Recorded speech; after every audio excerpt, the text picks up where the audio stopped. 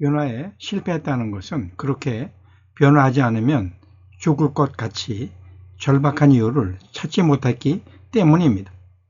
개인이든 조직이든 마찬가지입니다.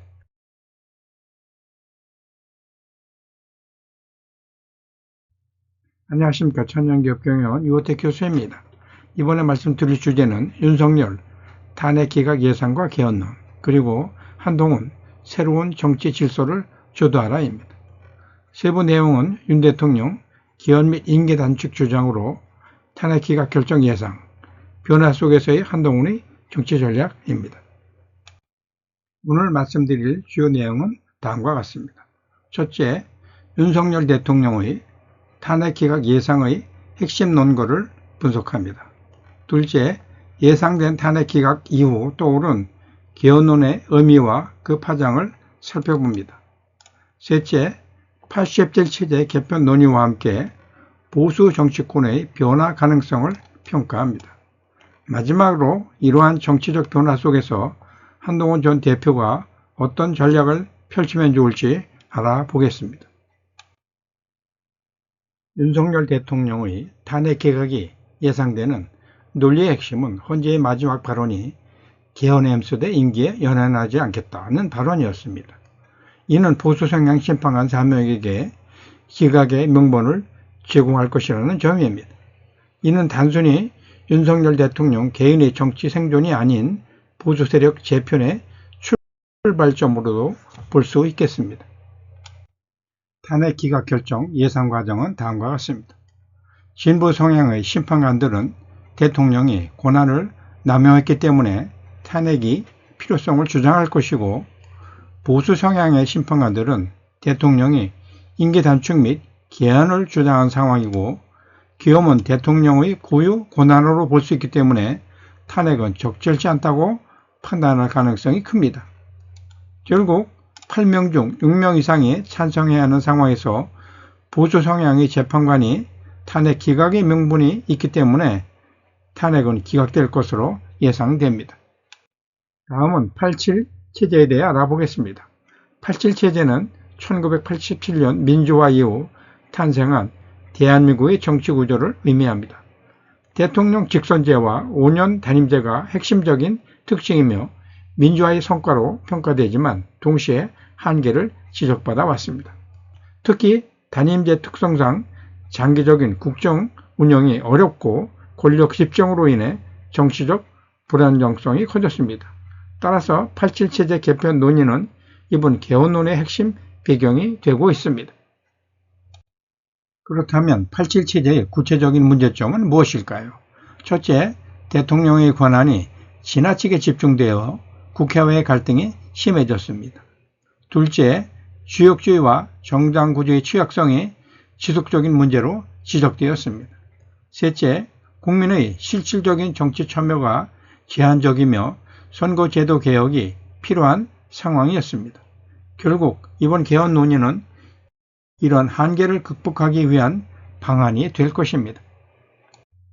탄핵 기각과 개헌 논의, 보수와 진보 정치권에 미치는 영향은 상당할 것입니다. 보수 진영 내부에서는 윤석열 대통령의 개헌 구상을 두고 찬반이 나뉠 수 있으며, 진보 진영 역시 개헌 논의를 지렛대로 활용하여 정치적 협상을 시도할 가능성이 높습니다. 한동훈 전 대표는 이러한 변화 속에서 자신의 입지를 새롭게 구축해야 할 것입니다. 다른 사람만 바뀌면 문제가 해결된다고 말하는 것은 해결책 제시가 아니라 비난입니다. 해결책 제시는 다른 사람의 변화를 위해 자신이 무엇을 어떻게 해야 할 것인지를 찾아 실행하는 것입니다. 한동훈 전 대표의 입장에서 본 개헌 논의는 위기이자 기회가 될 것입니다.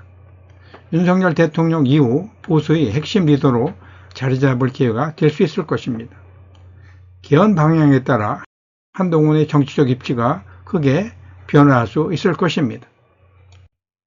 한동훈 전 대표가 개헌 논의를 활용하는 방법에는 세 가지가 있습니다. 첫째, 개헌을 지지하며 보수의 개혁적 리더로 자리매김하는 전략입니다. 둘째, 대통령 중심제를 유지하며 강한 리더십을 강조하는 전략입니다. 세 번째, 개헌 논의 속에서 중립을 유지하며 정치적 유연성을 확보하는 전략입니다. 어떤 방향을 선택할지는 그의 정치적 생존에 큰 영향을 미칠 것입니다. 개헌이 현실화된 후에는 한동훈 전 대표의 대선 전략도 변화해야 할 것입니다. 대통령 중심제가 유지된다면 대권 주자로 나서야 할 것이고, 내각제가 도입된다면 보수의 총리 후보 또는 당대표로서 역할에 도전할 수도 있을 것입니다. 물론 현 상황에서 국민들은 남북이 대치된 상황이기 때문에 내각제보다 대통령제를 선호하는 경향이 있음을 참고해야 할 것입니다. 한동훈 전 대표가 국민에게 어필할 수 있는 메시지 방향성은 크게 세 가지입니다. 첫째, 정치 개혁의 주도자로 자리매김하는 것입니다. 둘째, 개헌 과정에서 보수층의 단합과 국민 통합을 강조하는 것입니다. 마지막으로 새로운 보수의 질서를 만들어야 한다는 비전을 제시하는 것입니다. 이러한 메시지를 통해 한동훈 대표는 자신의 정치적 입지를 강화할 수 있을 것입니다. 변화해야 할 때 변화하지 않으면 변화당합니다.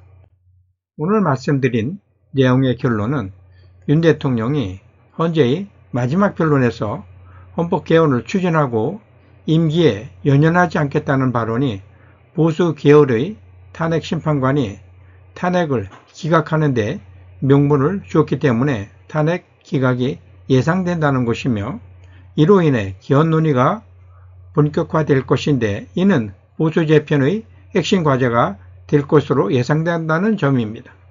이런 상황에서 한동훈 전 대표는 어떤 정치적 입장을 취해야 할지 결정해야 할 상황이라는 점입니다. 자만심은 자기만족을 불러오고, 자기만족은 변화를 거부하게 되고, 변화 거부는 결국 소멸로 종결됩니다. 변화에 실패했다는 것은 그렇게 변화하지 않으면 죽을 것 같이 절박한 이유를 찾지 못했기 때문입니다. 개인이든 조직이든 마찬가지입니다.